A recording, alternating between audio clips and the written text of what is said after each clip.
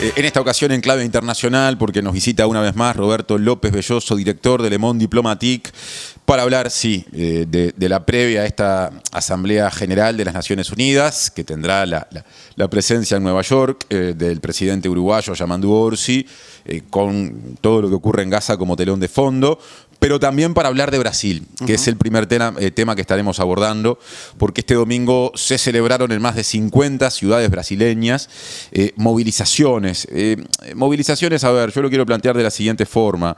En rechazo a, podríamos decir, dos procesos que se dan a nivel del Parlamento brasileño. Por un lado, el menos conocido y comentado aquí en Uruguay, el proyecto de enmienda a la Constitución, conocido como PEC, por sus siglas, ¿no? En este caso se lo conoce como PEC del blindaje, porque es un proyecto de ley que busca, a través de esa enmienda, generar un blindaje a quienes integran el Parlamento brasileño ante eventuales intenciones de la justicia de avanzar en investigaciones. Siempre muy inquietante ese tipo de planteo. Pero después está lo otro, que también motivó estas manifestaciones multitudinarias de este fin de semana en cerca de 50 o más de 50 ciudades, que fue la oposición a otra iniciativa parlamentaria, que es la que plantea, por lo menos inicialmente, una búsqueda de amnistía contra el expresidente Jair Bolsonaro y un conjunto de personas condenadas por los intentos de golpe de Estado de enero del año 2023. Esto se fue matizando. Hay quienes dicen, bueno, quizá no busquen la amnistía, pero sí se pueda ir hacia una reducción de penas.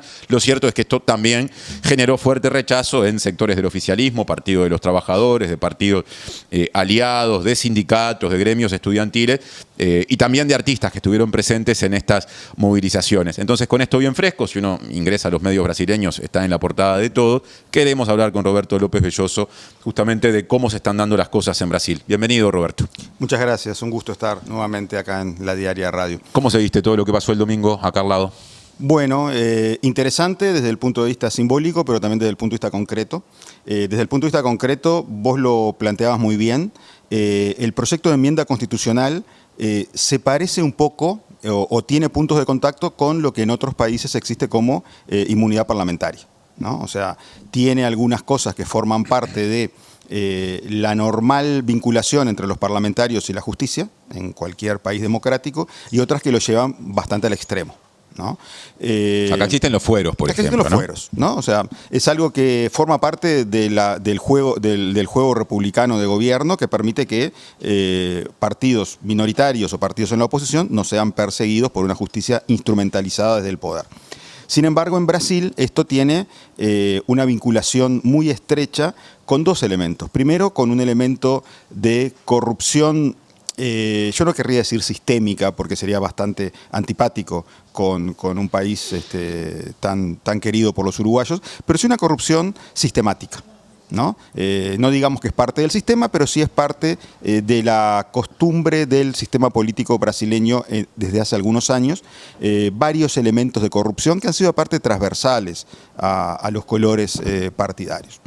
Eso ha generado en la población una suerte de rechazo a cualquier medida que aliviane la presión de la justicia sobre potenciales quebrantadores de la ley desde el Parlamento. Sin embargo, hay que tomar en cuenta, por un lado, que el PEC, el proyecto de enmienda constitucional, primero que ya tuvo media sanción en Cámara de Diputados, que ahora pasa al Senado. En segundo lugar, que el PEC no es retroactivo, como sí lo es la amnistía. O sea, el PEC es algo que funciona hacia condenas que aún no se han producido, ¿no? La amnistía, al contrario, es perdonar a alguien que ya fue condenado.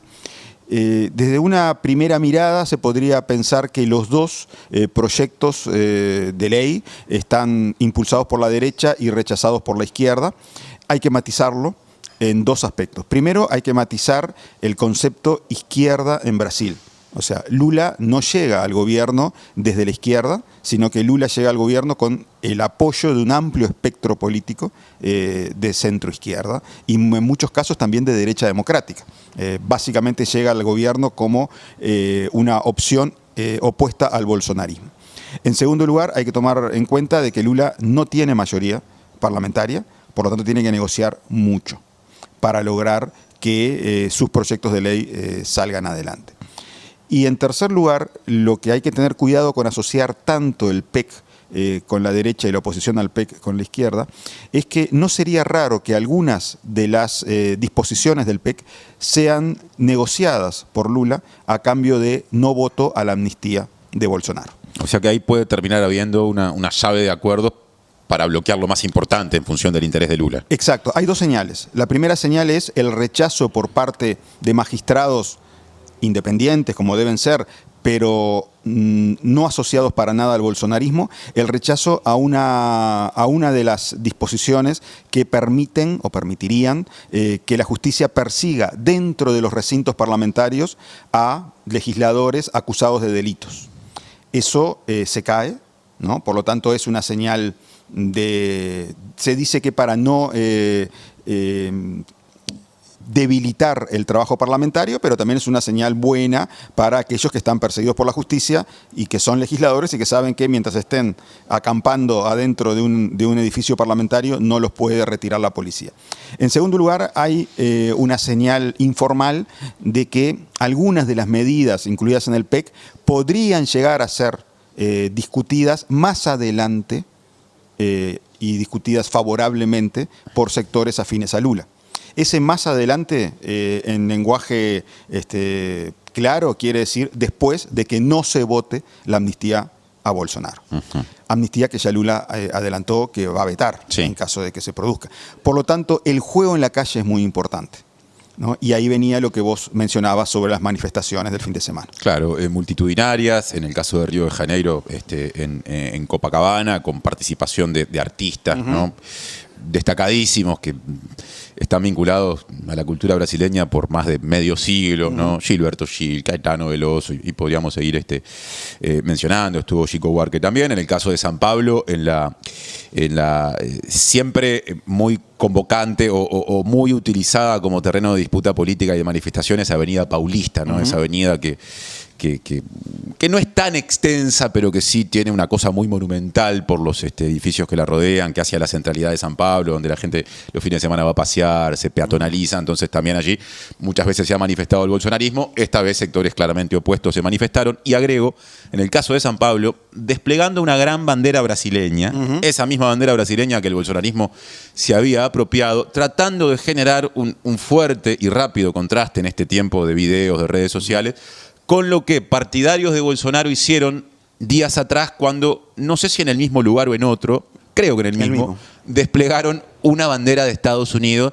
respaldando a la presión del gobierno del presidente estadounidense Donald Trump contra Brasil para justamente tratar de ayudar a Bolsonaro. Interesante eso, ¿no? Muy interesante por tres razones. Primero, una razón simbólica, vos la mencionaste, desde las elecciones que llevaron a Bolsonaro, te diría antes, desde el impeachment a Dilma Rousseff, la bandera brasileña y la camiseta de la selección brasileña se convirtieron en símbolos de la derecha, ¿no? O sea, ese fue como un parteaguas importante desde el punto de vista simbólico. Antes no era tan así, te diría que no era así, pero a partir del impeachment sí, esto se profundiza y se vuelve mucho más extremo durante la campaña electoral de Bolsonaro. Lula ha peleado mucho para intentar evitar lo que él llama el secuestro de los símbolos nacionales por parte de la derecha, y Donald Trump le ha dado un pase de gol impresionante. Cuando Donald Trump presiona a un país con un orgullo nacional tan potente como es Brasil, y un orgullo nacional que es muy reivindicado por la derecha también, para evitar, en este caso, como su intención declarada, después veremos cuáles son las intenciones que están por detrás, pero como su intención declarada, intentar salvar a su aliado Jair Bolsonaro de la justicia, bueno, le levanta un centro realmente que Lula solamente tiene que entrar y cabecear. La derecha hace su juego, la derecha local brasileña, expandiendo, desplegando esa bandera estadounidense el 7 de septiembre, el Día de la Independencia. Digo, es bastante fuerte el día elegido para desplegar esa bandera estadounidense. No solamente el hecho de haber desplegado la bandera brasileña por parte de los manifestantes de apoyo a Lula o de rechazo a la amnistía a Bolsonaro. Es también la presencia de esos artistas. Muchas veces nosotros pensamos en Caetano Veloso, en Gilberto Gil, en Chico, como artistas de izquierda, ¿no? En el caso de Chico es indudable, ¿no? No olvidemos que Chico Buarque es el único artista de primer nivel que se niega a cantar en la inauguración de los Juegos Olímpicos de Brasil, posteriores al impeachment contra Dilma Rousseff. No olvidemos que Gilberto Gil fue ministro de Cultura de Lula. Sin embargo, Caetano Veloso había estado en los últimos tiempos muy, pero muy cuestionado por la izquierda laica brasileña, debido a que él grabó un himno, creo algo así como Dios es tu protección o Dios es tu salvador. El título no es exacto, por lo tanto es similar, pero no exacto al que acabo de decir, con un pastor Clever Lucas, ¿no? Entonces, eso le generó muchas críticas. Caetano dijo, yo lo hice para generar un puente con ese gran universo de los evangélicos brasileños. Esto es importante porque el sector evangélico, sobre todo pentecostal, ha sido históricamente, y cuando digo históricamente digo en los últimos 10 años, un gran apoyo y un gran caldo de reclutamiento para la ultraderecha brasileña. Entonces, estos puentes que establece Caetano Veloso implica que alguien que no tiene a priori el rechazo de la población evangélica, que es parte de la base social de Bolsonaro, está también en contra de la amnistía a Bolsonaro. Por eso me parece que es muy importante la presencia de Caetano. También, volviendo a lo simbólico que vos mencionabas, Caetano estaba vestido de amarillo y Gilberto de verde. Cuando se abrazan, hay ahí un abrazo entre los dos colores de la bandera brasileña. No fue casual que eligieran esas prendas para estar en ese espectáculo. Hoy hacías una mención a los apoyos que tuvo Lula cuando derrotó a Bolsonaro, por estrecho margen, pero lo derrotó, lo que le permite ser hoy el presidente brasileño, y decías, no fue una candidatura apoyada únicamente en fuerzas de izquierda, sino que reunió un abanico mucho más amplio. Hay una serie de partidos con poca presencia parlamentaria, pero que sí se pueden definir como de izquierda, que respaldan al gobierno de Lula, ¿no? El Partido Comunista de Brasil, el Partido Socialismo y Libertad, que tiene un dirigente muy carismático, que viene del movimiento Sin Techo, paulista si no me equivoco, Guilherme Boulos, que ayer hizo uso de la palabra en una de estas manifestaciones y señaló directamente a Tarcisio de Freitas, que es el gobernador de San Pablo, que en el digamos, de Lula en la próxima. Ahí está, claro, en este contexto de Bolsonaro impedido de participar, se perfila como el principal candidato de la derecha brasileña. ¿Cómo le hace a la derecha brasileña esto de que a su principal vocero post-Bolsonaro se lo señale como un hombre antidemocrático porque está dispuesto a votar una amnistía o cosa por el estilo para gente que intentó dar un golpe de Estado? Porque evidentemente hay claramente desde la gente que respalda a Lula un intento también por empezar a generar ese juego. Le hace muy bien, porque yo creo que una parte del error, de los errores de la campaña contra Bolsonaro, cuando Bolsonaro gana, cuando Bolsonaro derrota a Haddad, es aquel eslogan, el now, el no. Había una serie de posibles candidatos a ir a la segunda vuelta. Se centró por parte de la izquierda un gran rechazo en la figura de Bolsonaro, y eso le dio visibilidad. Le dio visibilidad y lo construyó o contribuyó a construir el liderazgo de un legislador absolutamente, porque uno piensa Bolsonaro, un antisistema que surge de la nada brillantemente y se coloca en la presidencia de la República. Era un oscuro legislador con una larguísima carrera política que no había movido la aguja electoral en ningún momento. Su salto a la fama, a los 15 minutos de fama, es cuando él justifica su voto en el impeachment a Dilma Rousseff en nombre de la memoria del militar que había torturado a Dilma Rousseff. Bueno, esa gran provocación, que es la herramienta de marketing de la ultraderecha, la provocación. Cuando la ultraderecha provoca, no lo hace solamente los líderes de ultraderecha, no lo hacen solamente como una manera de expresar sus ideas, lo hacen como una estrategia de marketing, una estrategia de manipulación de la opinión pública. Entonces, la izquierda brasileña entró en ese juego y le dio una gran visibilidad a Bolsonaro. Esto que vos mencionas puede llegar a ser la repetición en pequeño y incipiente de un error que ya habían cometido. Ajá, interesante comentario. Para cerrar este intercambio, Roberto, vamos a hacer una primera mirada a lo que empieza a ocurrir en Nueva York. Digo primera mirada porque es un asunto que va a estar muy presente en nuestro programa durante toda la semana. Está muy cerca de comenzar. Esto será mañana, a las 10 de la mañana, hora uruguaya. Una nueva sesión de la Asamblea General de la ONU. Y en el preámbulo, y obviamente cuando lo que está ocurriendo en Gaza, los ataques de Israel, las muertes, van a ser un tema central. 4 países con peso político, Reino Unido, Australia, Canadá, también Portugal, han tomado la decisión de sumarse al grupo de países que ya habían reconocido a Palestina como Estado. ¿Qué valor le das políticamente a eso? Bueno, el valor es muy grande. Es muy grande. Yo creo que contribuye al aislamiento del gobierno de Israel, sobre todo del primer ministro Benjamín Netanyahu, a nivel internacional. Un aislamiento que podría pensarse que llega tarde, pero que llega, y que Netanyahu, en vez de entender las señales que se le está dando desde la comunidad internacional, que es el segundo respaldo que tiene. El primer respaldo que tiene Netanyahu, evidentemente, es la alianza con Estados Unidos, pero hay un segundo respaldo, que es Europa, y que no es menor, y que forma parte de la permisividad con la que Europa ha visto las permanentes violaciones al derecho internacional y a las resoluciones de Naciones Unidas que ha realizado el gobierno de Netanyahu y algunos de sus antecesores. Entonces, tensar la cuerda de esta manera implica esa famosa huida hacia adelante que se ha señalado siempre como una de las motivaciones de Netanyahu en sus acciones en Palestina. Implica una agudización. Él ha dicho que va a responder de manera críptica a ese reconocimiento de estas potencias europeas. Un reconocimiento que no es algo nuevo. Estamos hablando de que si uno mira un mapa de los países que reconocen al Estado palestino, hay 140 países aproximadamente que lo reconocen. Toda América Latina prácticamente lo reconoce, o sea, toda África. Son pocos los países que no lo hacían. Por lo tanto, los pasos de Europa no son pasos que vayan en contra del resto de la comunidad internacional. ¿Qué puede hacer Netanyahu como reacción?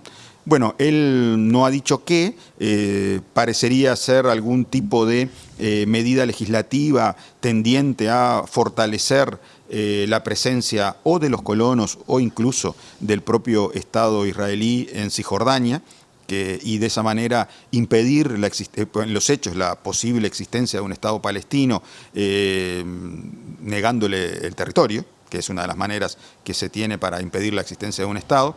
Ya el Reino Unido, Francia han dicho que ellos no van a aceptar ese tipo de presiones de parte de Netanyahu, y podríamos pensar de que podría haber acciones que fueran más allá del reconocimiento, que estuvieran vinculadas a algún tipo de sanciones o algún tipo de extensión de la suspensión del acuerdo de asociación entre Israel y la Unión Europea, el acuerdo comercial que ya se adelantó. Y centrándonos directamente en la Asamblea General de las Naciones Unidas, ¿tiene potestades como ámbito en el que participan representaciones de todos los estados que adhieren, que son parte de la ONU, a tomar alguna decisión más allá de estas declaraciones que unilateralmente van haciendo distintos estados cuando, por ejemplo, reconocen a Palestina como tal?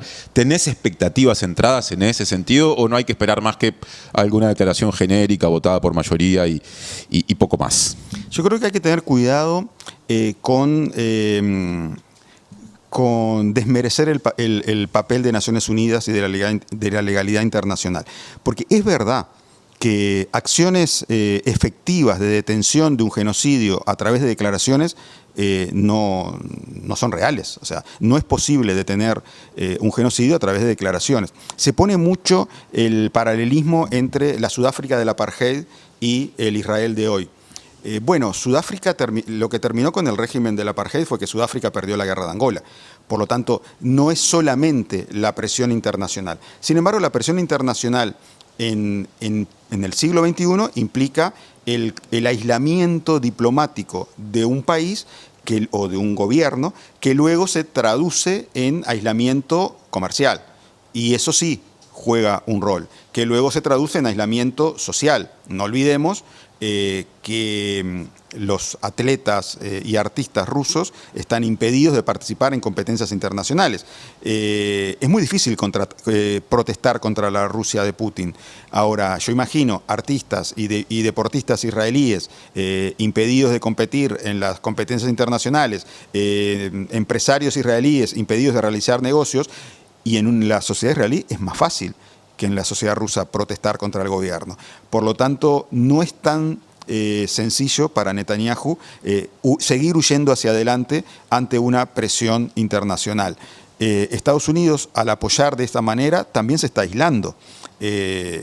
No olvidemos que los aranceles de Donald Trump le están generando rispideces en todas las canchas y con todos los antiguos aliados. Ya hay voces que se preguntan ¿qué sentido tiene la sede de Naciones Unidas en Estados Unidos cuando Estados Unidos le niega las visas de entrada a la delegación palestina, en este caso? Que participará por Zoom. Que participará por Zoom. A distancia, quiero decir. Exacto, a distancia. Entonces, hay ahí cosas que se están moviendo. Obviamente para la población que está debajo de las bombas son muy lentas y no sirven para nada. Está la tentación de decir no sirven para nada. Yo creo que no es igual la situación de Gaza después de que estos países hayan reconocido al gobierno palestino que cuando no lo reconocía la mayoría de los países europeos. Y en eso hay que darle crédito a España y al gobierno del PSOE aliado con Sumar, que, bueno, con Pedro Sánchez muy hackeado a nivel interno, por la razón que sea, hizo punta en Europa en este tema de ponerse claramente en contra del genocidio en Gaza. Y es probable, y esto lo digo como cierre entonces, que algún documento votado por mayoría surja de la Asamblea General de Naciones Unidas. Es probable, sí. Bueno, es una de las grandes preguntas, pero me da la impresión de que hay un clima propicio. Hay un clima para eso, sin olvidar que resoluciones importantes existe en el Consejo de Seguridad, claro, el poder de veto de Estados Unidos en este caso, que podría hacer naufragar o va a hacer naufragar cualquier acción que vaya más allá de una declaración de la Asamblea General. Ese es un punto fundamental para entender esa lógica de las Naciones Unidas. Gracias, Roberto, y hasta la próxima visita por aquí. Hasta la próxima.